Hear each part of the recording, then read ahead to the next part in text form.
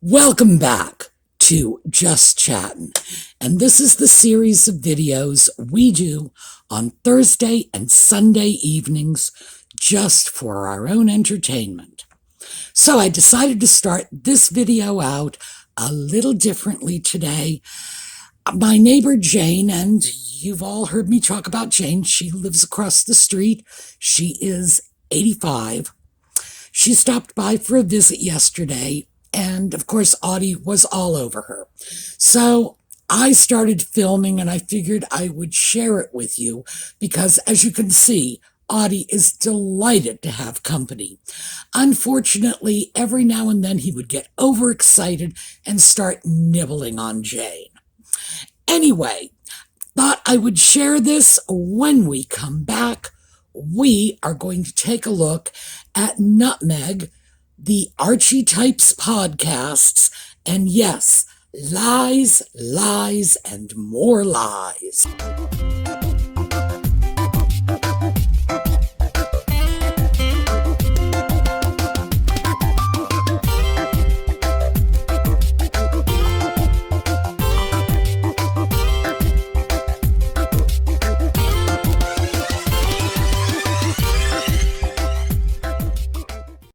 So, lies, lies, and more lies. Obviously, we are talking about the most recent episode of the Archie Types podcast. Well, the first lie that is unfolding as a result of the continuation of this disastrous series is the idea that it was ever number one, that it ever beat out Joe Rogan. Well, most of us were saying at the time Spotify was not releasing the formula they used to come to the determination that this was the number one podcast that week. And what information they did release made it very obvious that the numbers were being skewed dramatically in favor of Archie Types. Now, I understand this. Spotify put a great deal of money into this, and they're not getting it back. So they're going to do everything they can to try to generate hype, make it seem popular, so people will tune in. And I do think there was some small amount of sort of morbid curiosity. What on earth could this be about? That probably created a little more interest for the earlier episodes. But were they being honest in their recording of the number of viewers in relation to the number of viewers for Joe Rogan? Well, it's listeners, actually. My apologies. When you're blind, it's all the same thing. What can I tell you? Clearly, they were not accurate in what they were doing. And now that we are starting to see numbers that are more reflective of what is really going on, Archie Types is in the toilet. It is just flushing itself down the drain. And with good reason. It has become increasingly clear, and when I say increasingly clear, what I really mean is impossible for us to ignore the fact that Nutmeg is using this series in order to strike back at anybody who has ever criticized her. Struck back at Hollywood, struck back at anybody who called her an airhead bimbo, just throw it out there. And now what she is attacking in the most recent episode is the people who called her difficult to work with. That would include the staff members that she bullied. So basically, she is swatting back at people she already victimized, to the point where they claimed they left her service just shattered. And we do know from some of the things she has admitted saying that she did walk away saying, it's not my job to coddle people. Now, what she is saying most recently in this last episode of Archetypes is that she was just being clear. She's not an angry black woman. Of course, here's the ridiculous part. Nobody but Nutmeg and her little coterie of groupies is actually calling her a black woman. The woman went through the first 30 years of her life self-identifying as a Caucasian woman. She dated white men. She associated with white people as friends. She was with her father as her primary parent through most of her childhood. I don't even know what to say. It was something that was so obvious when you list on your resume, on your CV, that your race is Caucasian. I think that tells the whole story. And then subsequently, she self-identified as biracial or mixed race or something. And I believe she has used both biracial and mixed race. And then later, she self-defined as a woman of color. Now she is self-defining as a black woman. She's the only one who would be calling her a black woman to begin with, never mind an angry black woman. And frankly, I don't think that particular stereotype was ever applied to her. She was called a bully. She was called a tyrant. She was called a narcissistic sociopath. But no one who made statements that I have ever read had said anything, not only anything that overtly made a racial connection, but even subtly made a racial connection. It just wasn't there. So I think, in fact, that this stereotype that she is fighting is a straw man argument. And for those of you who are not familiar with that, it's when you can't really argue with the facts. So you change the facts, set up a straw man, a new set of facts that are so easy to tear down that it makes your argument for you. So I think that that's all this is, just a straw man argument. She's saying, no, they called me an angry black woman. Nobody called her an angry black woman. Remember, they called her a narcissistic sociopath.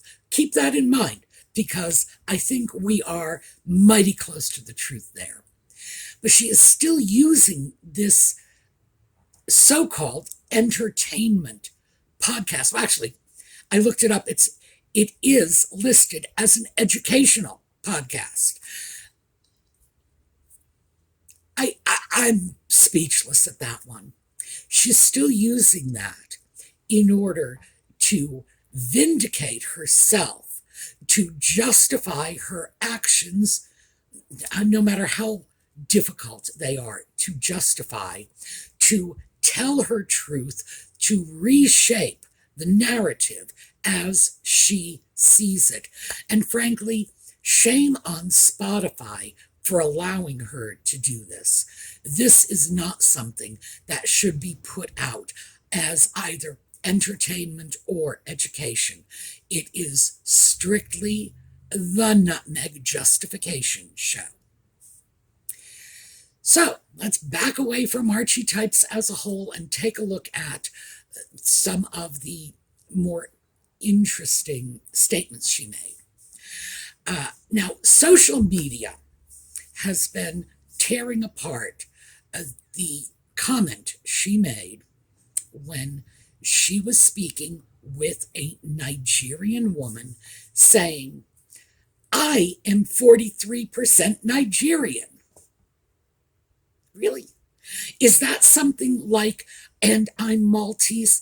Because let's not forget, in 2015, she claimed to be Maltese.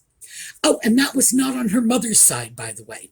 That was on her father's side. She claimed her father's people were Maltese. Articles. Everything is cited in the notes as usual. You can just look this stuff up for yourself. She did that in order to get a free trip to Malta, frankly. And Tom Bauer documents that pretty well in his book. So if you have questions about that, let's go to Tom Bauer. I'm not going to spend too much time on that. But I would like to explain a little bit of why it's so crazy to claim she is 43% Nigerian. Now, as I say, social media is blowing up on this, so I wanted to give you some facts that will probably help to explain why this sounds so crazy. For starters, Nigeria is a country. It is not an ethnicity. It's a nation. It's comprised of people of many different ethnicities, speaking many different languages. And when I say many, we're in the hundreds here. So, does this have meaning? No. Could it have had meaning in the past when Nutmeg's family was mating and marrying and having children and compounding her genetic soup? No, because the country of Nigeria, the country we know as Nigeria, was the result of Western imperialism in Africa, colonial powers defining and redefining borders over time. So I don't want to get too wrapped up in that, but we all know this sort of thing happened, and it certainly did happen to Nigeria. So, can Nigerian descent be determined from DNA testing? No, of course not, because DNA testing does not test for nationality. It will test for ethnic types and the types of ethnicities that are the predominant in certain parts of the world. That's simple. But when you look at a country like Nigeria, for example, the Yoruba people comprise about a fifth of the Nigerian population. They also, I think, comprise about a fourth of the population of Liberia. And that's just one of the many hundreds of ethnic groups represented. So that's why that makes no sense going in. Let's take a look at this from another point of view. Right now, there are about 500,000 Nigerian Americans in the U.S. That is, Americans of Nigerian descent. Their ancestry goes back to Nigeria. 85% of that 500,000 are recent immigrants. In other words, they are first generation in the United States. Their families are still presumably in Nigeria. Nutmeg's family, the Raglins, have been in the United States for many years. We're talking centuries. Her family goes back to enslaved persons who would have been brought over from Africa, presumably, without their consent. This I don't want to make this sound like somebody offered them a pleasure cruise. They were brought over against their will, and they would have married, partnered, paired up with other people. And the odds of nothing but people descending from people coming from the land area that would be considered Nigeria today.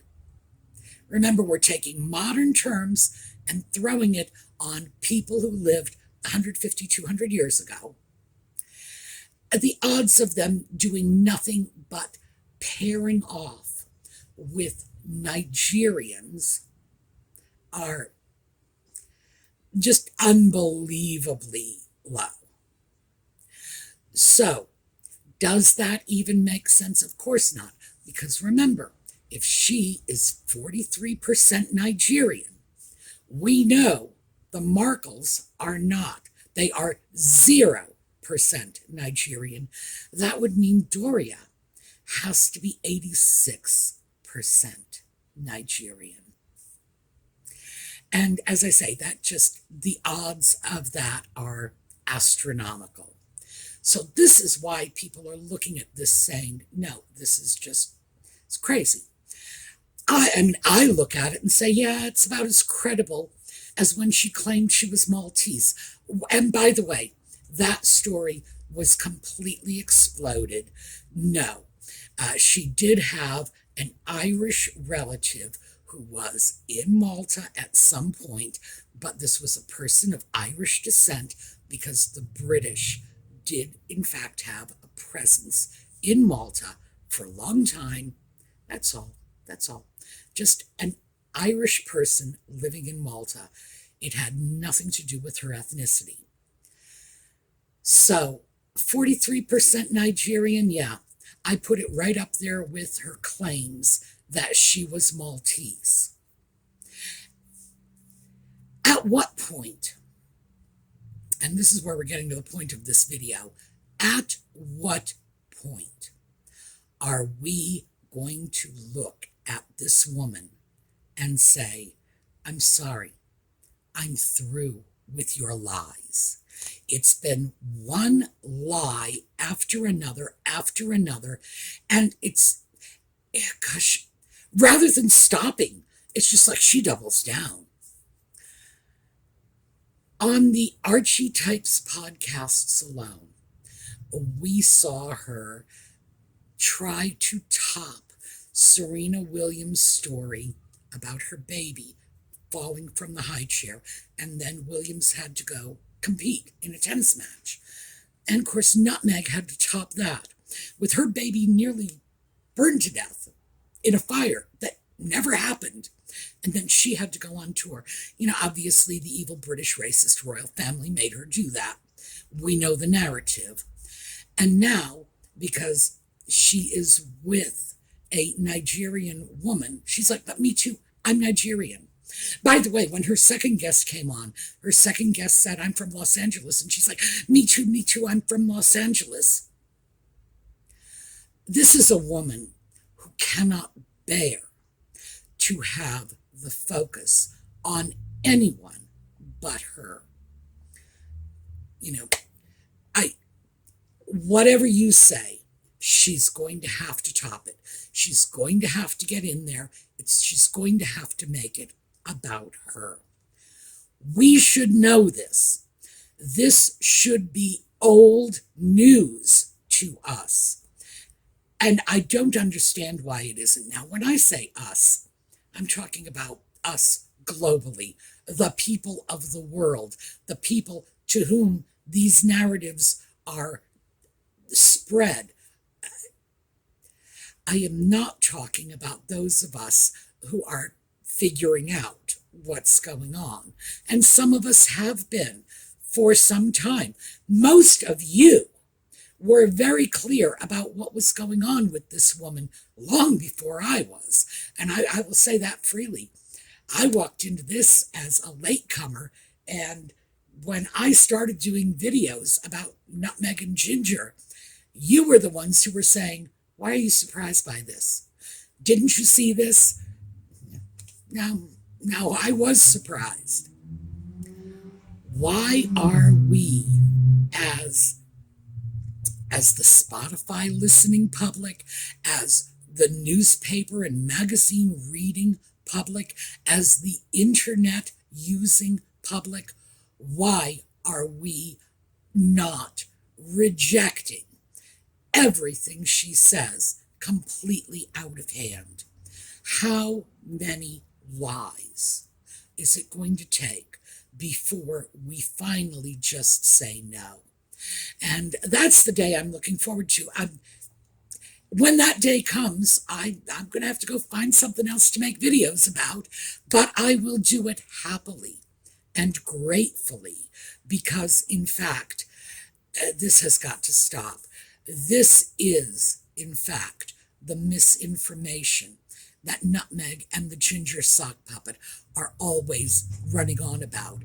Misinformation that ends up damaging and creating difficulties for people, because the more someone like Nutmeg pulls out the race card to slap people in the face, the more people who have genuinely been victimized by racism, and believe me, they are out there, the more their story is diluted, swept under the rug, minimized. Because, in fact, she's sitting on top of the world, claiming that she's the victim of racial discrimination and the victim of all manner of abuse from IT types, from stereotypes that are used to harm women of color, when in fact, the mere fact that she is making this claim waters down the real experiences of women and men. I should say that, women and men, and so, let's throw non-binaries in too. People, the real experiences of people who have suffered. And we have to look at that. We can't turn our backs on that and say, well, she's lying, there's no victim. There are victims. There are victims. They are indirect victims, but they are victims who are being hurt. All right, that is what I have for you today. Nutmeg and the lies. And by the way, we're probably going to continue to see them. So we are going to go out today on, instead of a slideshow, I have more footage of Audie playing with Jane, so I thought I would share it with you. Frankly, I just got a huge kick out of it. I just stood there filming, watching the cat as he was demanding cuddle and then biting her. It's like, oh, thank you for cuddling me, I'm going to bite you. And then when she would say stop biting, he would look at her and say, I'm sorry, pet me again. I'm telling you, I have a very strange cat. So that's what I have for you today. I will see you all next time. In the meantime, have a very pleasant day.